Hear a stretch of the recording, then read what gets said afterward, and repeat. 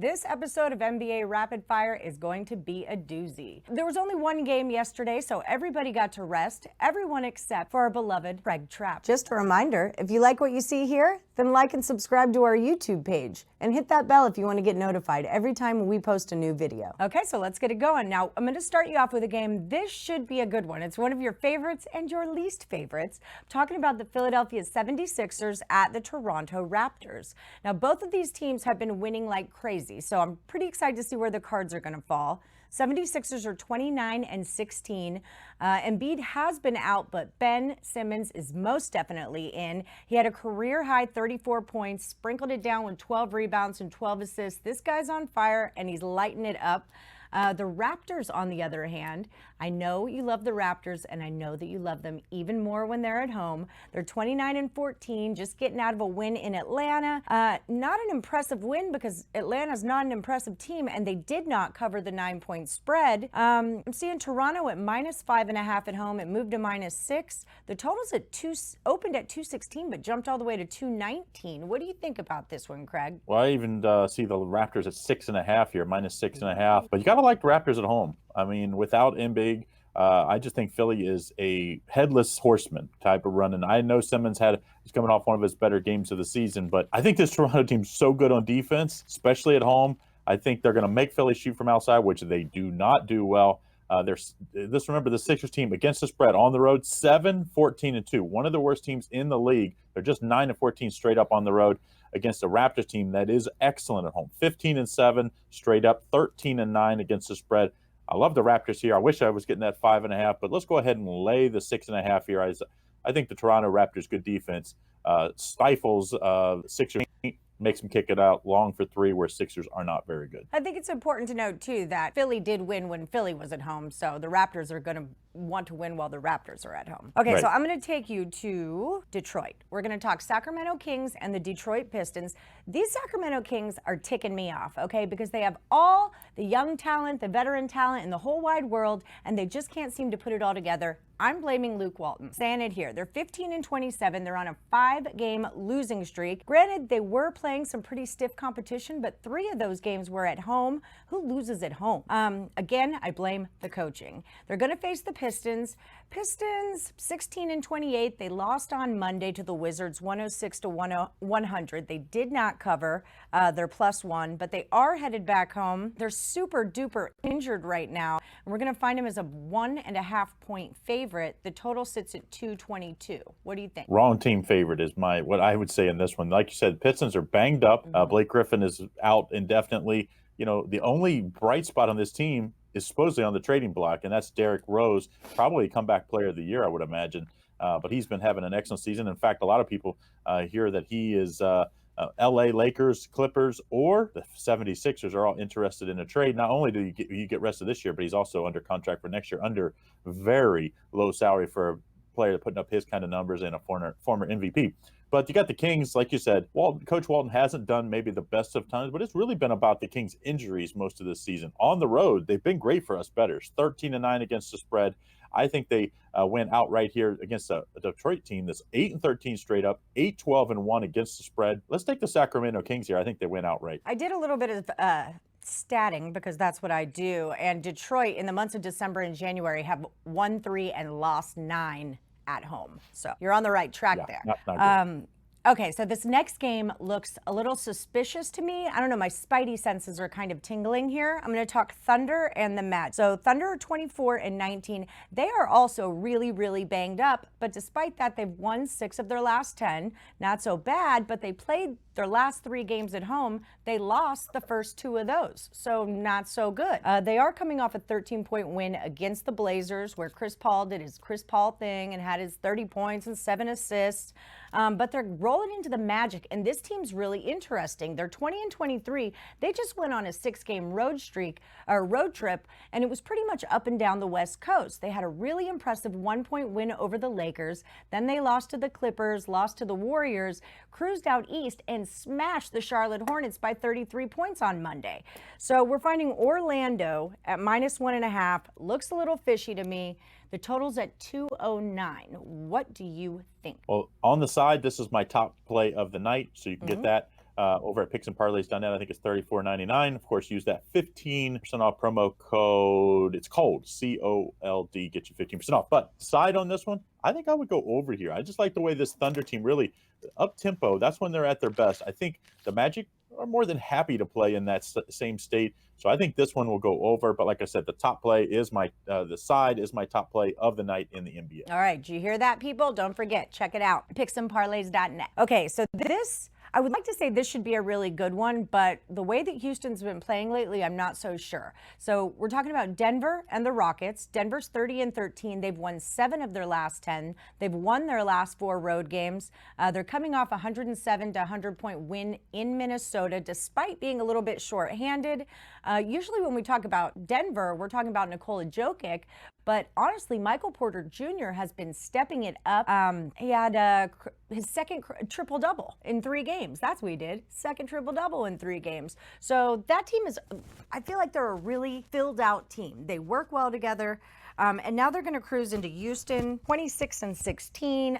They're only missing Austin Rivers, but they seem to be slumping. They've only won 4 of their last 10 and 1 of their last 5. I'm seeing Houston as an 8-point favorite here. Does that even make sense? The total's 226, now at 228.5. Well, that's why this doesn't make a whole lot of sense. If you look at Denver, they are banged up, extremely banged up the last few weeks. They've still found a way. Now, again, it's been against some questionable competition to get some wins. The problem with Denver and a lot of these Western Conference teams is that West is so tough. Teams aren't great on the road, and they're not great against the spread, just 9-9-2 against the spread, against a Houston team that I think has a little something to prove here, and I think they do that tonight. I think Houston -8 is the play. Because, when I was originally thinking, I was thinking this line should probably be about 6, maybe 5.5. And when it comes out even higher, I think that tells you something against a banged up Houston or a banged up Denver team. I think Houston shows out tonight, and I think they win and win big. Houston -8 is going to be our play in this one. All right. Well, it's about time. James Harden needs to warm it up because he has been ice cold. Okay. We're going to talk about the Pacers and the Suns. Pacers 28-16. They're coming off their biggest loss of the season to the Utah Jazz, 118-88. Not impressive. However, the night before they were playing in Denver at altitude. So back-to-back games with altitude kind of gives them a little bit of an out, we should say. The Suns are 18-25. Devin Booker, he's been coming to work every day. He's putting up 37 points. It's just not enough to get the job done on most nights. They're coming off a 2-point loss to the Spurs. Scoring hasn't been a huge problem for the Suns, but it seems like their defense has. Should we maybe be looking at a total here? The sides at even money, and the total is 221.5. Well, you kind of hit on the head here. Pacers team, this is where you have to, as a handicapper, you're watching the schedules. The Pacers maybe played the 2 toughest places to play when you're an Eastern Conference team playing on the West Coast, when you have to play at the altitude in Utah and altitude in Denver. And they had to do it in back-to-back nights. It's bad enough when teams have to do that in 2 of 3 nights. Then you finally get a day off. I love Indiana here in a bounce back after you really were embarrassed at Utah. I think Indiana is the clearly better team here. They're better on both ends of the court. That's the thing. The Suns, they can put up offense at times, but then they'll go, these extensive periods of time where they don't score. They just take terrible shots, turn the ball over. I think Indiana is clearly the better team. I think they'll own the paint, and that's where I like teams that own the paint. I really like that. So we're going to take a short favorite here, the Indiana Pacers +1 on the road here. All right. I like it. Pacers are the much better team. They've been really fun to watch, too, this year and last. Okay. And they get Oladipo back here in the next, week, I think it is? Yeah. So maybe it's 2 weeks. So that'll be interesting when they get him back because obviously he's their star player. Okay, so now we're going to do the Jazz, Utah Jazz, and the Golden State Warriors. The Jazz, like we just said, are coming off a huge win against our Pacers. They're 30-13 for the season, and they are going for their first season series sweep. I had to make sure I said all that right. They're on a 2-game win streak, but they have won 9 out of their last 10 games. Donovan Mitchell's averaging 25 points. Rudy's averaging 14 rebounds. This team is hot right now. I don't like to get in the way of teams that are super hot. And they're playing against the Warriors, who are super not hot. They have won 1 of their last 9 games. Most recently, a 5-point overtime loss in Portland. My thing, and I've been saying it all season with the Warriors, though, is they lose, and then there's that unexpected spot where you don't think they'd ever cover, and then that's where they do, and that kind of feels like this. They're a 9-point dog at home The total's not out on that yet, but am I crazy here? Is this a play on the No, I Warriors? absolutely love the Warriors. This looks just like Christmas Day. I believe I'm pretty sure it's Christmas Day when they beat Houston and kind of really owned them in the second half. I think you're going to see similar to that. Utah, they're very balanced and they're very good on both ends of the court, but 9 points on the road in the NBA is not easy. Golden State, they really probably should have beat Portland. It took Lillard's unbelievable night. What do you have, 60 points or 67 or whatever he had, and overtime to beat this Warriors team. And the Warriors, they aren't bad against the spread. They're 5-5 in their last 10, even though they're 1-9 straight up. I think the Jazz, because they're so hot lately, that's why you're getting such a big number here. I even would wait till game time on this one because I think you could probably get this at 9.5, maybe even 10. And I think the Warriors have a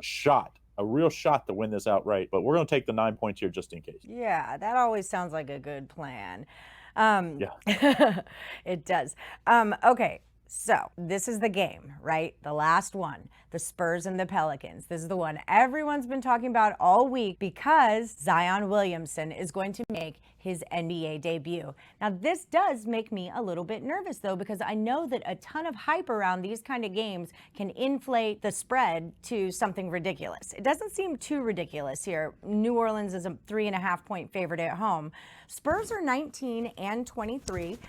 They're on a 2-game win streak. They were beating Miami at home, beat Phoenix on the road. They won their last 5. And for the most part, they've been keeping themselves off of the injury list, and that's always important. But Pelicans are 17-27, and someone real important is coming off of that injury list. Like we said, Zion Williams, he's 6'6", 284 pounds. This guy is 19 years old. He looked like a man among boys in college, and now we all finally get to see if he's a man when it comes to playing with the big boys. Like I said, Pelicans opened at -4.5. Now it's 3.5. Totals at 236. What do you feel about this? Well, let's remember this line, like you said, opened at 4 and went to 3.5. That's a little surprising to me because, like you said, everybody's talking about Zion. When's he coming back? Finally, he comes back, and then the line goes down. I'm staying away from the line on the side on this one. I think you have to go with the total here. This New Orleans team loves to play up tempo. The Spurs love to play up tempo. I think this one is going way over. I know it's a big total, 236, for a reason. With Zion in the open court, I think you're going to see a ton of pushing the ball. I think you're going to see plenty of dunks from Zion, and probably everybody to kind of flash back to what he was doing at Duke early in the season last year or even midseason. And I think this one goes way over the total 236. Excited to see how Zion plays. I actually think the Spurs might win this. But, like you said, sometimes you get a big boost when you get something like this. And I think you could maybe see a special type performance from the Pelicans